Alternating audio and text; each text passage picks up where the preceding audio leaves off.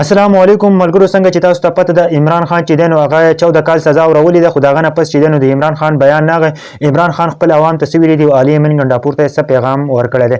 نو ویډیو را سره مکمل وګورئ او دا ویډیو د هر کارکون ته د پاکستان هر کس ته دا ورسوي چې هغه ته دا پته ولګي چې عمران خان څه په بیان کې څه ویلي دي او عمران خان علي امین ګنډاپور ته کوم پیغام کړی دی. نو ویډیو ضرور شیر کړئ او ډیوټ وسه هم وکړئ. ملګرو څنګه چې تاسو ته پته ده عمران خان ته په القادر ټرست کې چې دی نو 190 میلیون پاوند کم کیس یو، نو په هغه کې وته 14 کال سزا او 10 کال چې ډیسکوالیفای کو. ملګرو دي چې هغه به الیکشن ته نشي ودرېدلی.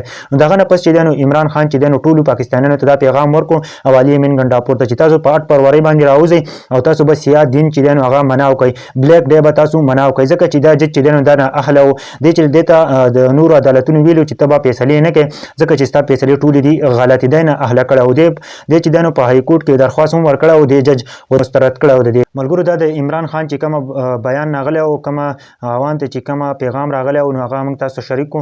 نو ټولو ملګرو سره دا شریک کړئ چې ټول ته پته ولګي چې عمران خان چې دی نو علي امین ګنډاپور ته بلکې ټول پاکستانیانو ته کم پیغام ورکړی دی. نو ضرور ورسره دا شیر کړئ.